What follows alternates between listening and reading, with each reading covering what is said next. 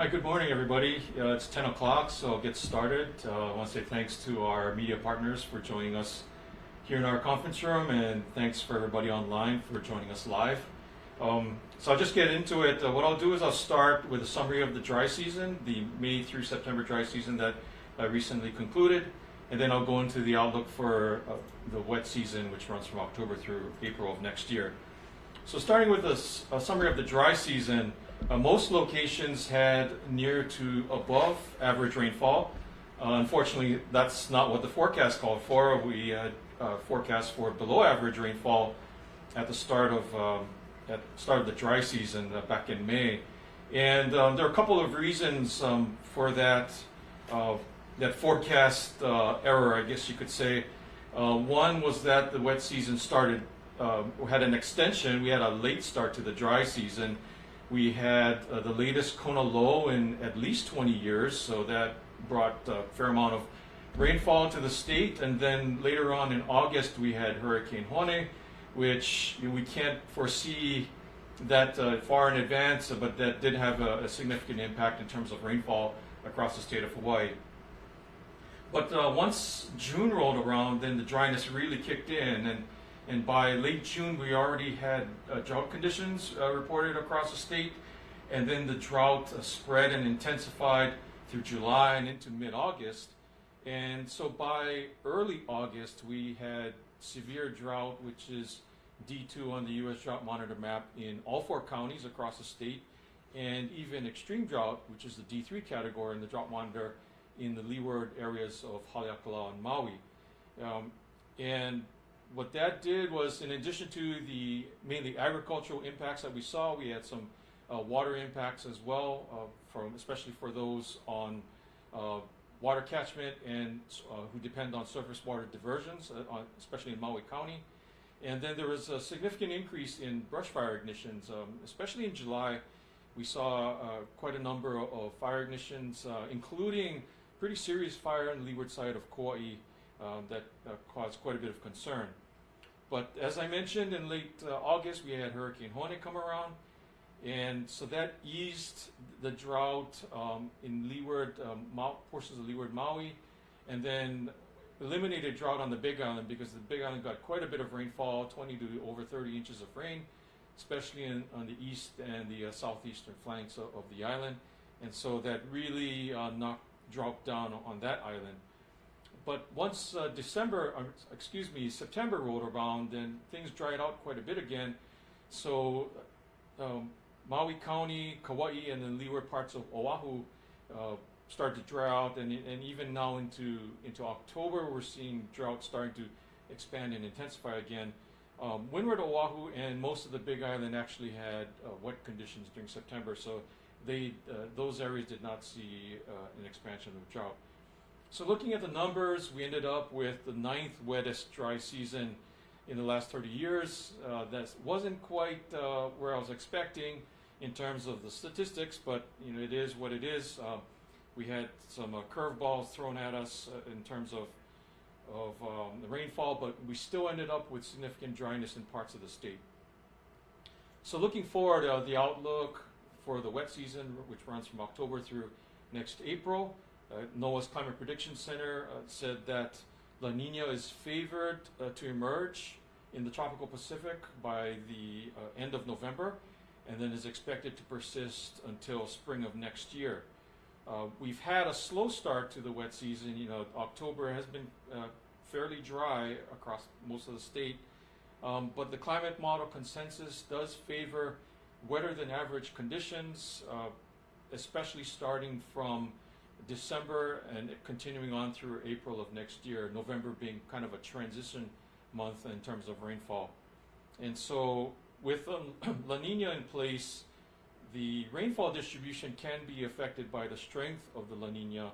If you have a moderate to strong La Nina event, then there's a higher chance of, or higher probability of more trade wind days than usual during the wet season, and so that'll tend to focus rainfall more on the east-facing windward slopes. And when you have a weaker La Nina event, you can have more low-pressure systems around the state, more Kona lows, for instance, and that'll produce more leeward rainfall. The probabilities coming out from the climate models favor a weak La Nina event, and so the effect is that with both windward and leeward rainfall enhanced, we're expecting drought conditions to be completely eliminated by the end of the wet season in April. Some other impacts would be lower probabilities or lower likelihood of giant surf events, and then with the enhanced rainfall and the reduction of dry forage, or more growth in the vegetation, then that greatly reduces the chance of wildfires during this time of year, which is a good thing. On the bad side, looking way down the line, perhaps next summer with the increase in fuel loads, depending on what happens next summer, there may be a higher risk for more wildfires. But as of right now, it's too far to know what the climate picture is going to look like next summer. It's way too early. But if we do see the enhancement of rainfall, then we're going to have a lot more fuels available. In terms of preparedness actions, if you look on the media advisory, page 2 has a lot of information out there. But essentially, hand in hand with the enhanced rainfall, you're going to see a lot more frequency of flash flood events, especially from December onward, if the prediction comes true, and then much more impacts in terms of flooded roads, closed roads, impacts to events that you may have scheduled during the wet season. More chance of thunderstorms and of course lightning associated with it. So just be prepared. If you hear thunder, see flashes of lightning, then head indoors and just be safe. And then also hand in hand with these types of events, there is, although not common, there is a chance that we could see severe thunderstorm activity. Having large hail, strong gusty winds, and even tornadoes. It's when we have these types of events, then that's something you always have to be prepared for and be aware of. And that's the outlook. As I mentioned, there are some links on the second page of the media advisory. It's also linked should be on our webpage, the top news portion. But that's all I had, so take any questions you may have. So I mentioned to the audience, type in their questions, anybody online, or raise their hand, we can unmute them. And in the meantime, I guess we'll go to questions in the room.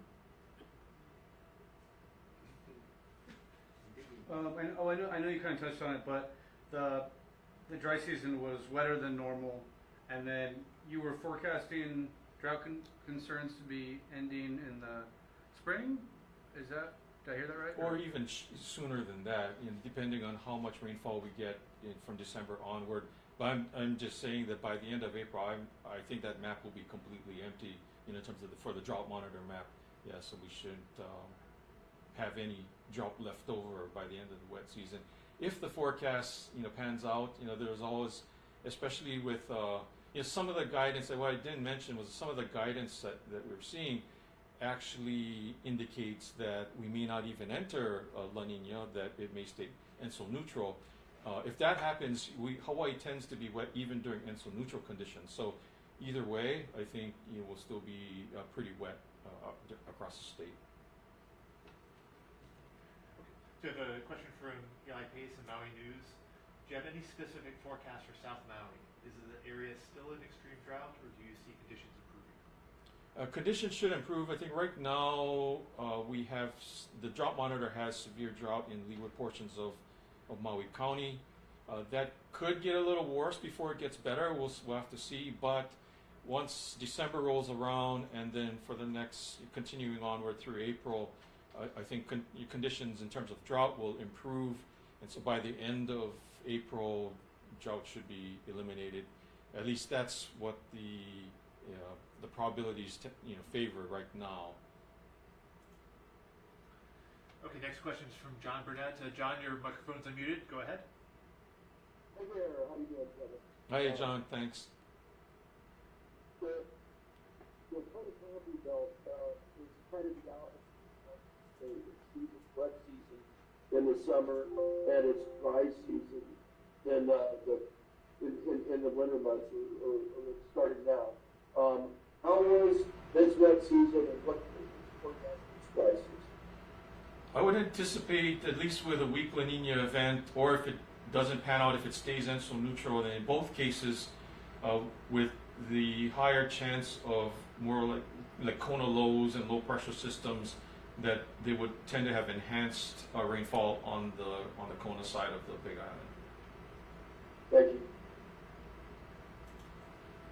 A follow-up question from Maui News. Thank you. Do you have any advice for residents regarding the drought? With the drought, it at least until the wet season, the enhanced rainfall really kicks in, conditions are pretty dry out there, so take precautions in terms of, not avoiding situations where you might cause ignitions of wildfires. And in terms of if you're on, it still pays to conserve water as much as possible, especially if you're on water catchment system, but even in areas such as upcountry and then areas of West Maui where they depend more on surface water diversions, surface water sources, then it always pays to help the Department of Water Supply conserve and ensure that they have adequate water supplies at least for the next few months. And then if the wet season really kicks in earnest, then things should improve in those areas.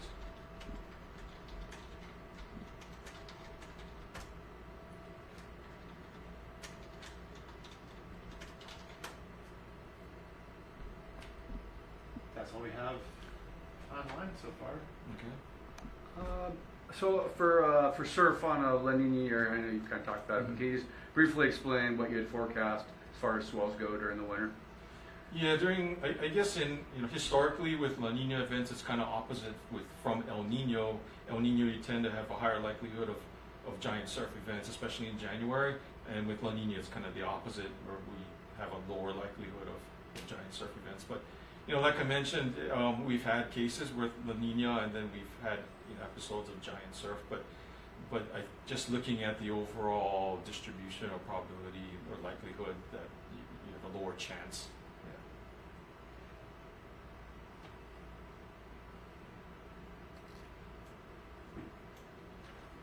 Good. Okay. Okay. If there are no other questions, thanks everybody, and be safe out there. Be it either with dry conditions, the wildfires. All stay tuned to the Weather Service and the emergency management partners, and of course, if the wet season and flooding takes place, have a plan. Prepare in advance, and know your routes if you're in flood-prone areas and things like that. And don't drive across flooded streams or hike across swollen streams. Okay, thank you.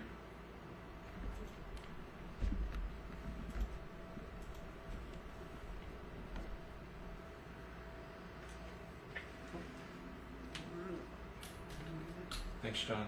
So I did notice John Burnett raise his hand as you were wrapping up again, so you might get a call from him. Oh, okay.